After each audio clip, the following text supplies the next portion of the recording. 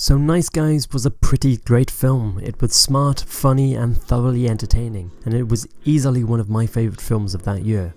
But one particular moment stood out for me as a truly outstanding piece of cinema. Now before I move on, if you haven't seen this film, just go and watch it. Like right now. Just go. Don't come back until you've finished. I will wait. Good, so now that's sorted, the scene I'm talking about is obviously this one. You don't know why she... Shit. No. What's wrong with him? I don't know. I'm gonna ask him.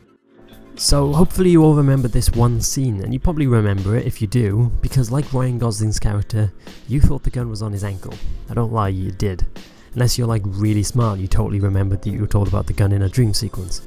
But I'm willing to guess that at least the majority of you were tricked in that little moment.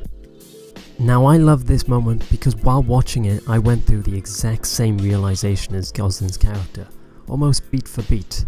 I remember the gun was on his ankle, I was then confused as to why the gun wasn't there, and then I finally started to put it all together but still was kind of doubting if it was a dream or not.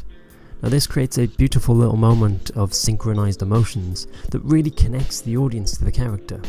Suddenly all the mistakes and blunders that this character has made become a lot more humanized. He's not a movie character who gets everything perfect.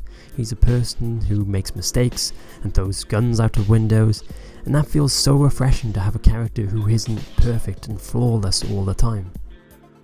This moment works so well for two main reasons. One is that the setup is implemented so well. You learn about the gun almost exactly 15 minutes before the mistake.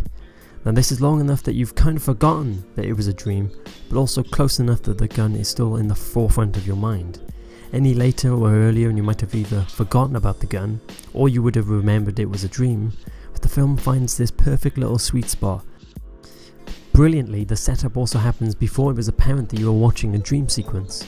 We go from one ordinary scene into a dream scene without any idea we've changed reality. And the first thing they bring up is the ankle gun, where it's clearly shown and repeated constantly. I got insurance. This baby right here. An ankle gun? That is an ankle gun, yeah. It's pretty sweet.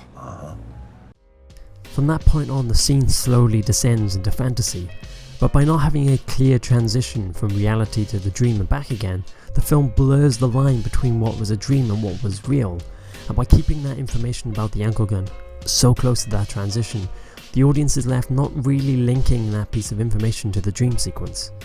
Having a giant talking bee is also a pretty good way of distracting the audience, meaning it's set up in a way that is designed to trick the audience later.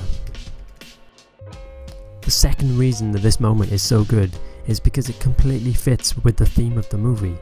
Holland March is not a good detective. He messes up constantly, he gets drunk, he ruins evidence, he even accidentally cuts open his wrist while trying to do the most basic PI stuff. So how does the film decide to endear him to the audience and make him more than just a bumbling buffoon? By making the audience make the same mistake he does. He can't be a bumbling buffoon if the audience is making the same mistake he does.